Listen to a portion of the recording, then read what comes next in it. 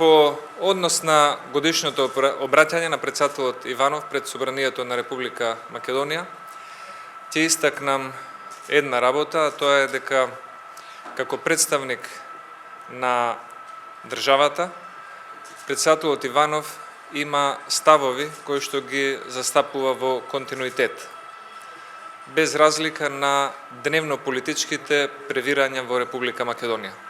И сметам дека таквото држање до своите ставови и принципи, а не поведување по дневно-политичките случувања, е добра одлика за еден политичар кој што треба да ја представува државата во име на сите граѓани.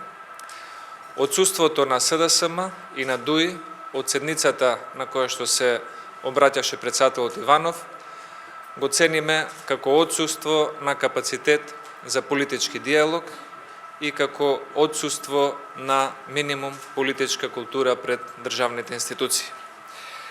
По однос на оние работи кои што ги истакна председателот Иванов, би сакал да потенцирам две работи.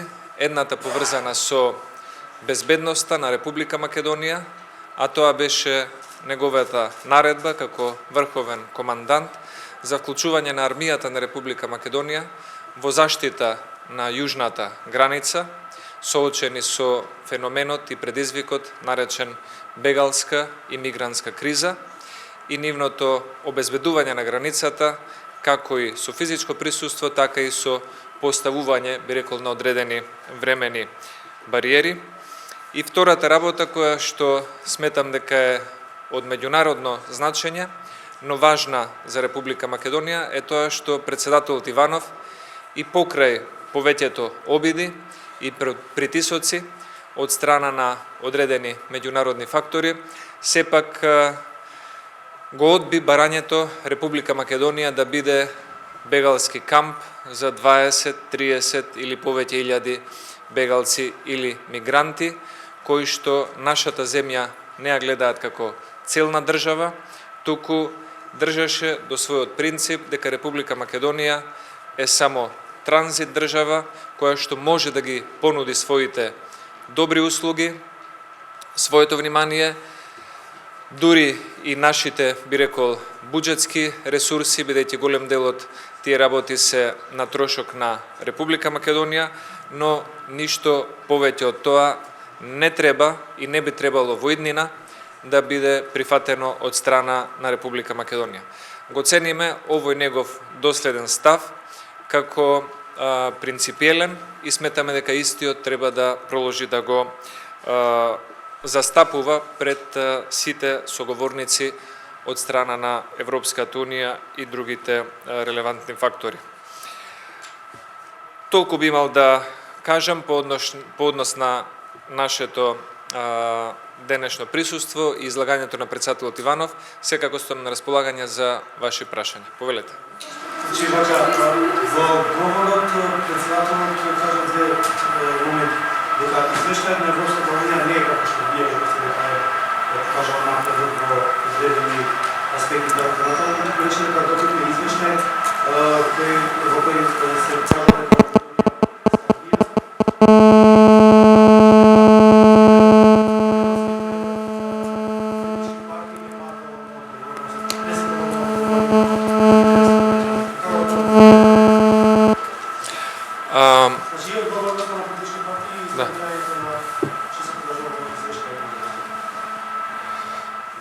Во ред по однос на ставот на председателот Иванов за извештајот на Европската комисија, го цениме тоа како конструктивна критика до законодавната и извршната власт во Република Македонија, истиот како таков го прифаќаме како добронамерен. Повелете, доколку има други прашања. Добро било протоколот да се праша за тие технички детали. Повелете. Да.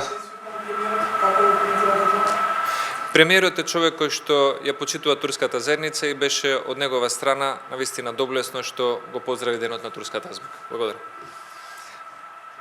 Повелете, дали има други прашања? По однос на анкетната комисија, само едно известување да дадам, дека од страна на пратениците кои што се членови на анкетната комисија, денес ќе поднесеме барање за што поскора седница на анкетната комисија на која што би се разгледувал извештајот за прислушкувањето од страна на Министерството за внатрешни работи и Управата за безбедност и контраразузнавање, кој што под назнака државна тајна е доставен до сите членови на анкетната комисија. Во меѓувреме имаме загриженост што председателот на анкетната комисија, господинот Шилегов, не закажува и не свикува седници на оваа комисија, која што беше формирана по барање на Социјалдемократскиот сојуз. Веројатно со намера да избега од некои незгодни прашања за тоа дали на одредени представници на Социјалдемократскиот сојуз им се познати лицата со презиме Сума и Бекири и дали имаат некакви допирни точки со прислушкуваните разговори, со фалсификување на лични исправи или со нивна можна злоупотреба во политички цели или изборен процес.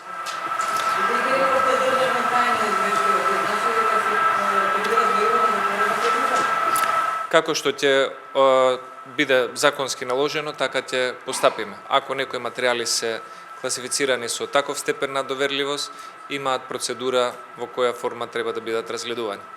Но важно е да имаме седница и да го разгледуваме. Според вас, кој би било интересно на седница мој и господин Спасовски да класификува 30.000 лични карти, што стално за тоа да обвинувате исто, така и вчера возиме провинцијата на тоа.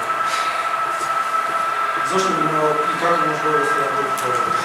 Ние како анкетна комисија навистина би имале голем интерес да го поканиме господинот Захид Бекири, заедно со министерот Оливер Спасовски и председателот на СДСМ Зоран Заев, да ни ја објаснат нивната комуникација, нивната можна поврзаност со фалсификување на документи, на пасоши, на банкарски сметки и нивното можно поседување на 70.000 незаконски, нелегално снимени разговори на лица и функционери, суди и новинари во Република Македонија.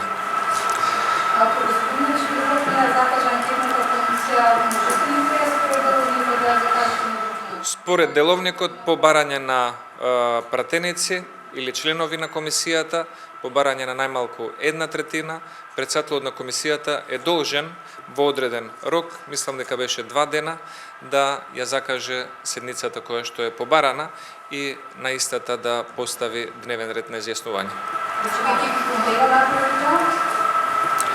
Тоа значи дека го крши деловникот. Каде се преговорите за медиумите, бидејќи празниците доаѓаат, има затвори.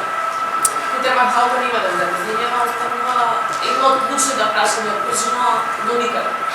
ВМРО ДПМН стои на ставот дека законските решенија за медиумите треба да се предмет на широк политички и медиумски, би рекол, консензус и предлагаме, остануваме на тој став, олеснувачите и учесниците во овие преговори за медиумите да предложат кој сакаат модел од било која земја членка на Европската Унија, кој што сметаат дека треба да биде применет како стандард во Република Македонија и ќе прифатиме било кое законско решение кое што постои во земја членка на Европската Унија.